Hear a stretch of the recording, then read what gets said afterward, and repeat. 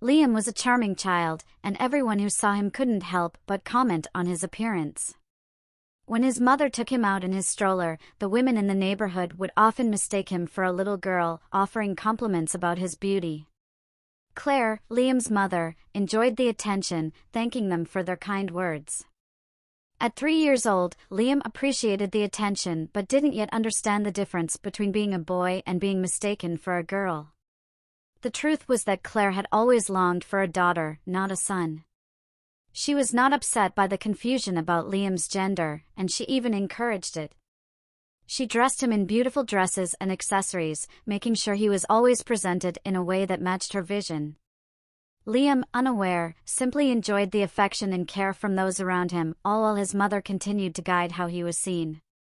The situation changed one afternoon when Liam's father, Major James Richards, returned from a 2-year tour overseas. His unexpected early arrival startled Claire, who was thrilled to see him but couldn't hide a sense of unease. As he walked in, James immediately noticed something strange about his son. Liam entered the room, looking delicate in a yellow dress, with white lace-trimmed socks and shiny shoes, his hair tied with a satin ribbon. James, initially puzzled, quickly realized what had happened. "James, please don't be angry," Claire said. "I always wanted a little girl, and Liam has been such a wonderful companion while you were away." "He's dressed like a girl," James said, his voice full of confusion and concern.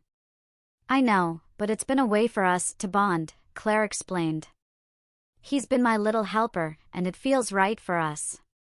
Liam shyly asked, "Are you going to live with us now, Daddy?" "Yes, I am, son. And I can't wait to play together," James responded, trying to find a way to reintroduce the relationship he had missed. "We'll play baseball and have fun." Claire, though still affectionate towards her husband, knew they needed to talk. "James, I'm not sure Liam is really interested in baseball," she said. "Of course he is, Claire. Boys love baseball," James replied, not yet understanding the shift. Claire gently took Liam onto her lap. "James, there have been some changes while you were gone. I've decided with the other wives that we don't want our sons to grow up to be soldiers. We want them to be sensitive, peaceful children." James was taken aback. "But I want him to enjoy the same things I did. Baseball, football, those kinds of things." "Well, Liam prefers other activities," Claire continued. "He enjoys helping me with the housework, sewing, and cooking.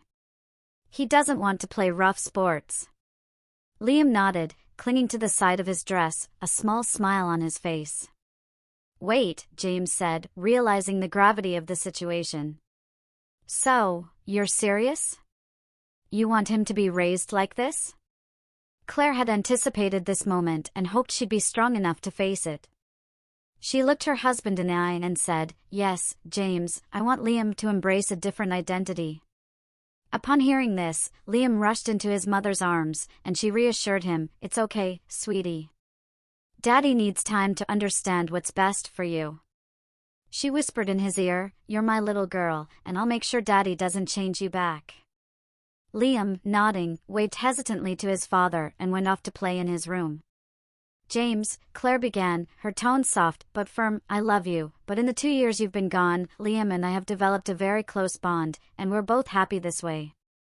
I understand it's a shock for you, but this is what's best for both of us." She continued, "I grew up as the oldest in a family of 5 girls. I helped raise my younger sisters, and I know how to care for little girls.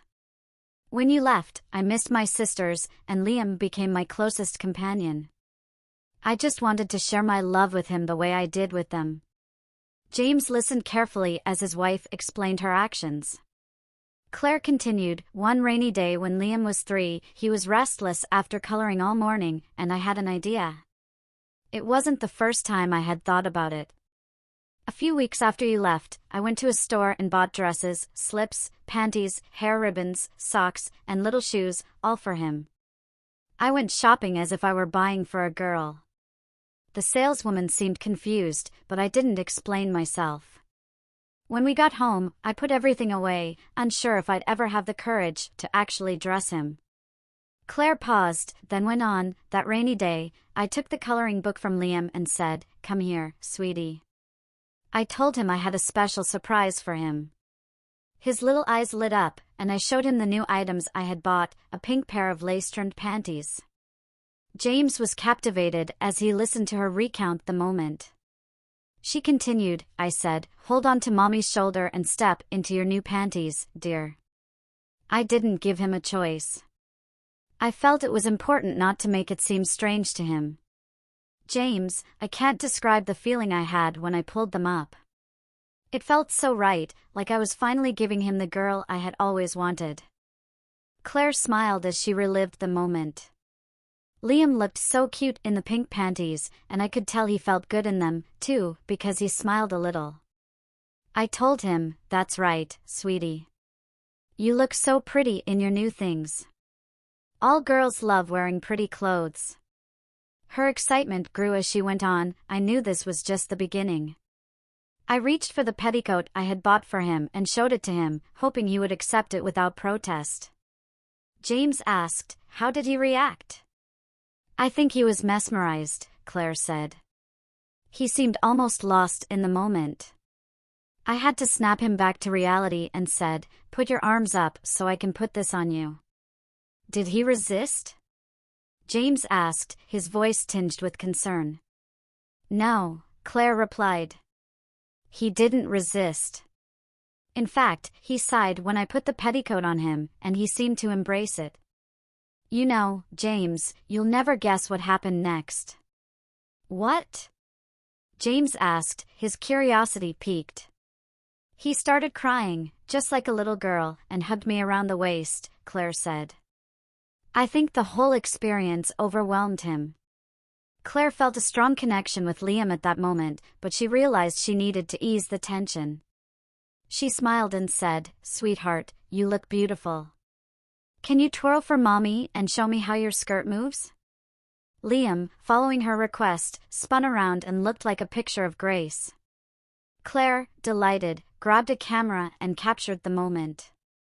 Liam was a bit embarrassed when she showed him the photo later, as his undergarments were visible under the petticoat. As Claire continued her story, Major Richards listened carefully, intrigued by his wife's recount of Liam's early experiences. He could tell that Claire loved their child deeply, but he also sensed that her desire for a daughter had become all-consuming, possibly leaving Liam with little say in the matter. Determined to understand Liam's perspective, Major Richards decided it was time to speak directly with him, but for now, he let Claire continue. Claire went on, "After Liam was dressed in his petticoat and panties, I was eager to put a dress on him. I told him how beautiful he looked in the petticoat, but reminded him that every girl wore a pretty dress over it. He nodded, and I gently put a pink satin dress with an organza overlay on him. It had delicate beaded appliques and a large bow at the waist. I zipped it up and, when he was all set, he truly looked like a little princess. I was so happy I couldn't hold back my tears." Major Richards, still processing everything, listened as Claire shared her feelings. She had hoped to ease him into the situation, but her early return had caught them off guard. Now, it was time for Major Richards to speak with Liam. He asked Claire to call their son. "Liam, sweetheart, come out here," Claire called. Liam emerged, holding a doll, and Major Richards was taken aback by how tenderly his son held it, looking so natural in the dress. Liam, still a bit shy around his father, walked over to stand beside Claire. He had spent so much time with her that he wasn't used to being around men. He whispered to his mother, "Mommy, am I still going to be a girl now that Daddy's home?" Claire whispered back, "Of course, sweetie. You'll always be Mommy's girl." "Promise me, Mommy," Liam asked. "Yes, darling, I promise," she reassured him. Major Richards, sensing the deep bond between mother and child, said, "Let's not keep any more secrets. I'm part of this family too." Claire, a bit surprised by his words, looked at James and said, "I think you really understand now, don't you? You see how important this is to me." James smiled, then asked Liam, "Come here, son." Reluctantly, Liam walked over to his father. James, trying to make sense of the situation, said, "Liam, I see you've grown close to Mommy. You dress like her, act like her, and seem to be a girl like her. I need you to answer me truthfully, do you want to be a little girl?" Liam, who had just turned 4, nodded and said, "Yes, Daddy, I want to be a girl just like Mommy." James, still processing, replied, "But Liam, if you want to be a girl, that means you'll have to stay that way. You can't switch back and forth." Claire watched with hope as James questioned their son. James continued, "If you're going to be a girl, you'll wear dresses, skirts, and nightgowns like Mommy. We'll let your hair grow long, and you'll be treated like a young lady, always polite and ladylike. Is that what you want?" Liam replied, "Yes, Daddy," and, to their surprise, he made a small curtsy. Claire was overjoyed. James seemed to understand, and she knew their family would find happiness raising their new little girl. That night, she dressed Liam in a soft pink nightgown and matching panties, handed him his doll, and tucked him into bed. Liam felt loved and content, knowing he would always have the care and attention of his parents, along with the things he loved. Epilogue: as Liam grew into a well-behaved preteen and teenager, his parents remained supportive. Enrolled in an all-girls school, Liam embraced the lessons of femininity and made his parents very proud. Claire never grew tired of hearing, "Thank you, Mommy, for making me a girl."